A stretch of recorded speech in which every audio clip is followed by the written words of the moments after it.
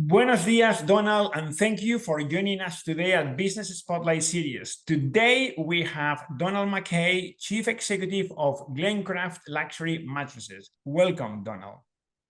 Thank you, and Matiniva, which is Gaelic for good morning. So as we're both starting in our native tongue, I thought that would be a welcome start. I've got enough in Spanish and English, let alone Gaelic, it's good, great. Well, great to have you here, Donald. Glencraft, for those who don't know, is have been crafting handmade mattresses for nearly 200 years, supplying 4 generations of the royal family and across the world. Now, a very interesting fact is that they provide dignity through work. And how do they do that? They have 75% of their staff which are visually impaired or have another form of disadvantage. And they have also won the Queen's Award for Enterprise. That's very impressive, Donald. So my question to you is, running a business in such a competitive market where you are helping, obviously having 75% of the workforce visually impaired or some form of disadvantage will pose their challenges, right? How do you manage to get it all done? Well, it's not easy. Well, we can agree on that.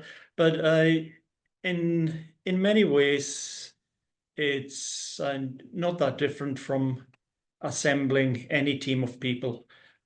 What you're looking at is placing people in the organization where their skills or abilities are suitable.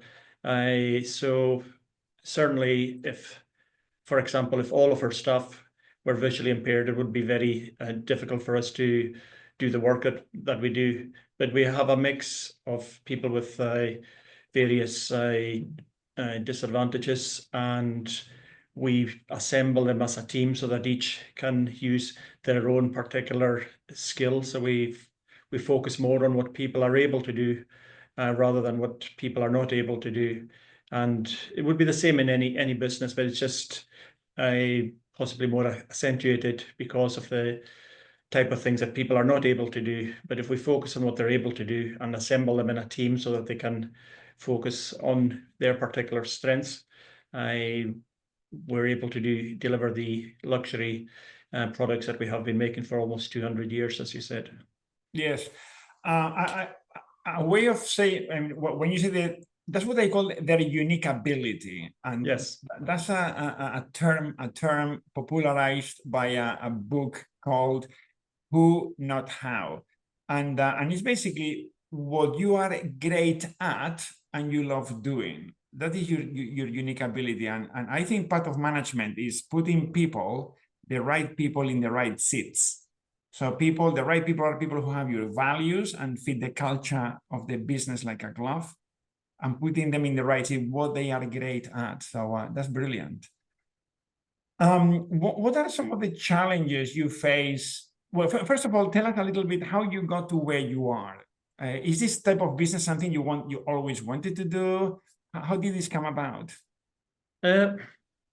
Well, I certainly didn't train as a mattress manufacturing specialist. I spent the majority of my career in the oil and gas industry and worked globally, worked with a number of large organizations and smaller organizations. Throughout that time, I found that I preferred working in smaller organizations. The flexibility, it's a more dynamic because you have to wear more hats with each particular day, and I like that particular variety in my day-to-day. It keeps me challenged, keeps me thinking each and every day rather than focusing on a narrow niche specialism. So I had a long career in oil and gas. It was very interesting. I got to see much of the world that I wouldn't otherwise have seen. But I guess as I was getting on in years, I am now over half a century on the earth, I started to really consider the impact of my work, and I wanted to be involved in something that had a more meaningful impact on others. And this opportunity came up, which primarily this organization is focused about people, but it's also a business that has to deliver commercially.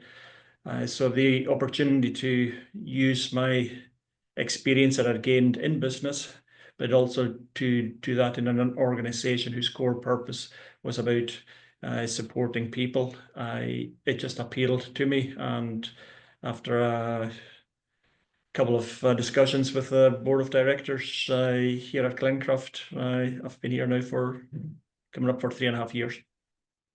Brilliant. Yeah, having purpose, doing something which has significance, right? That's brilliant. And obviously you identify yourself with the core values of the business. Yeah. Yes. Yeah.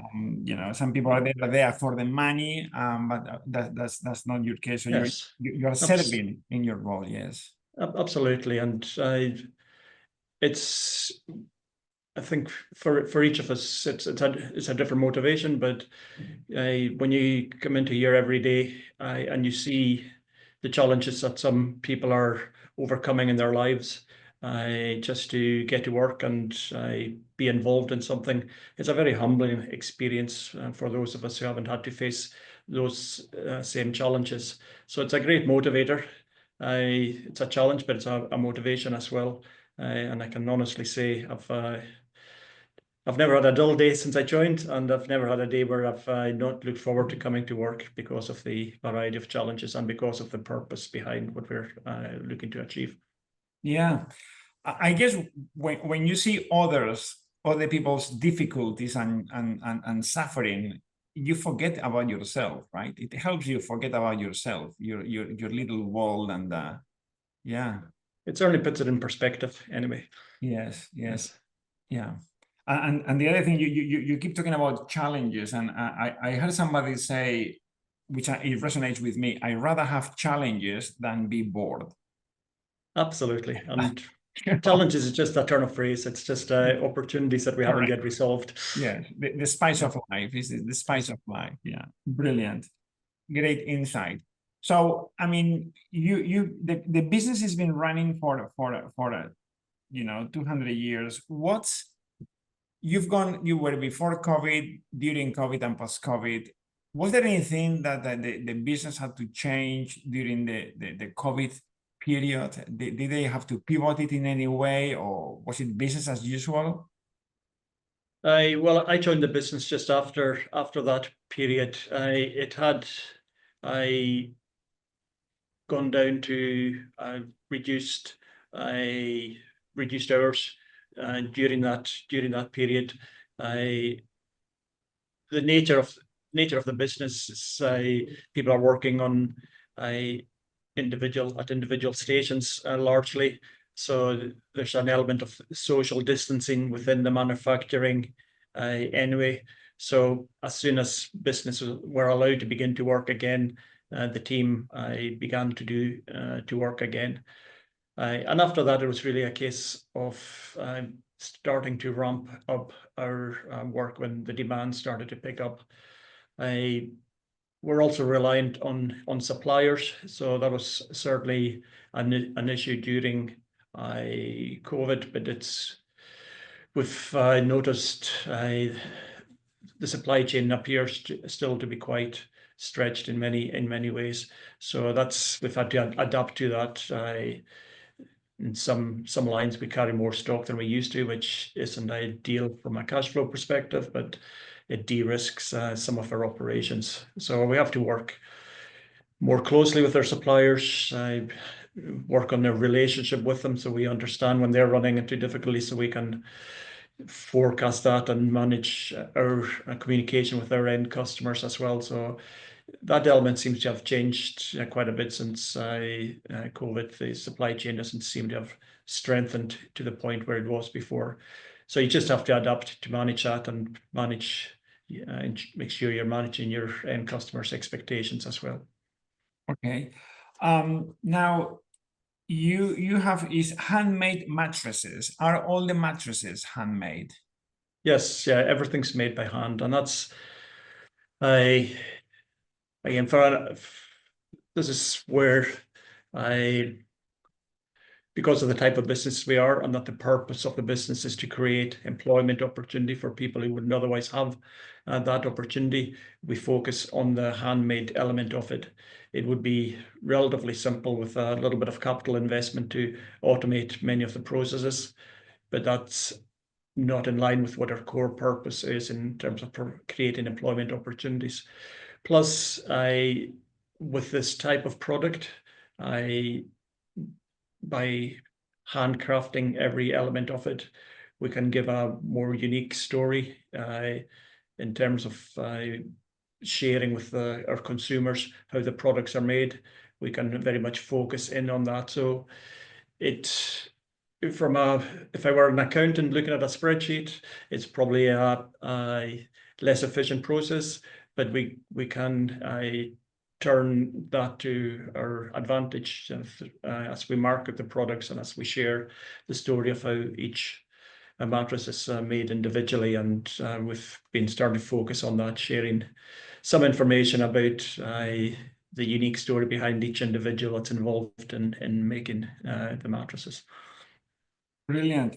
I mean, do you have any public funding? Because obviously you are helping, you are recruiting people that otherwise might be on the dole for what one knows. Is there any public funding because of the social work you are involved in?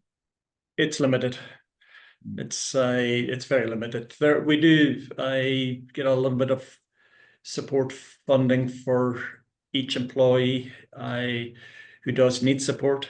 It varies from depending on the level of support that's needed, but it's at a relatively low level, and it's certainly not at a level that you would consciously choose to do this just for commercial reasons. Yeah. So they will help with some, I don't know, equipment or tangibles to. Yes, yeah. So there's a program called Access to Work. So and which has been updated with a new one called Access to Work Plus. So for example, you can get help with adaptations to the workstation for people. It could be a large screen so that they can have the text or instructions in a larger format if it's a visual impairment issues. It could be a raised bench if it's some other physical impairments. So Donald, what are the benefits to clients? Is there an impact on clients' health, or besides them now being, wow, when I'm sleeping, I see when my mattress has been made by hand by a human person, that makes me feel better myself. Are there other benefits for clients in terms of health? Well, at a basic level, it's good for your conscience, knowing that you've bought a Glencraft mattress, so you sleep better. But leaving that to one side, most companies, the few companies that are involved in making handcrafted mattresses, we focus on using natural materials. So we use wool extensively. We use horsehair, alpaca, cashmere, and so on. It's very difficult to bring that into automated manufacturing where you get a lot of foam and other materials used. So these natural materials have a lot of benefits for the sleeper. There's two elements really to a good sleep. One is the comfort of the mattress, and two is your own body temperature as you sleep. And the use of these natural materials, wool and horsehair in particular, are great for regulating your body temperature, particularly if people have a particular difficulty with that. So they wick away excess temperature, and they breathe naturally, and they also act as an insulator. In winter, there's the benefits of wool, and it's a completely sustainable product. It's fantastic for use in mattresses. So one of the main benefits of the handcrafted mattresses is extensive use of these natural products. So you're minimizing your harm to the environment. You're have benefits you derive directly yourself as the end user of them, and also, of course, you're in our case supporting a very worthwhile social impact in our own community as well. Brilliant. That's wonderful. And to know that the royal family are your clients is a great Yes. development, you know, and which is make you feel honored and good, you know. I'm working for a company that is serving also the royal family. It's you know, brilliant. It is. It's fantastic. It's an accolade for the product and the people. Us certainly with the recent change in the monarchy, there's been a much higher focus for royal warrant holders on the sustainable business practices and use of natural products. So we're very well aligned with that ethos. We work on the sustainability part in terms of the materials we use, but also in our way of working and the impact we're having in the community. We're sustaining employment in the community. So it's a multifaceted approach to sustainability rather than just simply focusing on materials used in the product. And yeah, the fact that that ethos is aligned with very much with the ethos of His Majesty's works well for us. Brilliant. Did the Queen Mother or the Queen visit the factory in their lifetime? Yes, she did visit during her lifetime, and Princess Anne has been here twice.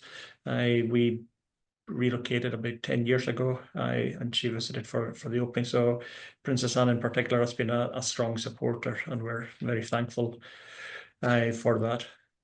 Brilliant. That's wonderful. Great. Okay. Is there any when you recruit, is there any particular attributes you are looking for the people? You know, the best people are the people who fit your culture. Are there any particular attributes on the people you look for to become great in the business? For this organization, we particularly look for people with empathy. Of course, they need to be able to do the particular role that they're recruited for. So you can't look beyond their competence for the role that you're recruiting them for. But it's important that they have empathy for those around them. I think it's important that people have a degree of humility to one extent or another, so that the team functions as a team. We need to be conscious of where our colleagues need help and at what time they need help, and be willing to step in to help them. So there's no space for prima donnas in this organization. If you come in with that mindset, it's not long until it's trimmed out of you. Beautiful. I love that. And the values of the company, of any company, should work as a filter to attract the people you want and repel the people who wouldn't be able to succeed in that environment. So there is a lot to be said for the values of any business, really. Yeah. Yes, it's critical, particularly for the long term. We've been here over 180 years, so we must be doing something right. Yes. That's a long time to be creating a lasting social impact. But yes. It's important that the people have a senior role in the organization model the behaviors we want to see and expect of others. So that becomes important in recruitment, that you try and identify people who are going to model those behaviors and not just try and adapt themselves to them. Brilliant. Excellent. And one final question. What are the aspirations, say 5 years from now? Where will you like to see the company? We want to increase the impact we're having, which means being able to support more employment. So with that as your goal, you then look at what the impact is, how you're going to execute that. So that means we need to grow the volume of sales so that we can support more employment. It's a competitive market. It's a difficult market at the moment with the cost of living crisis and all of these things we're well aware of. So we're looking at export markets as well as our home markets. We need to look at diversification in our product range as well, and we need to, it is particularly because you're dealing directly to consumers. We need to make sure we stay attuned to what consumers want.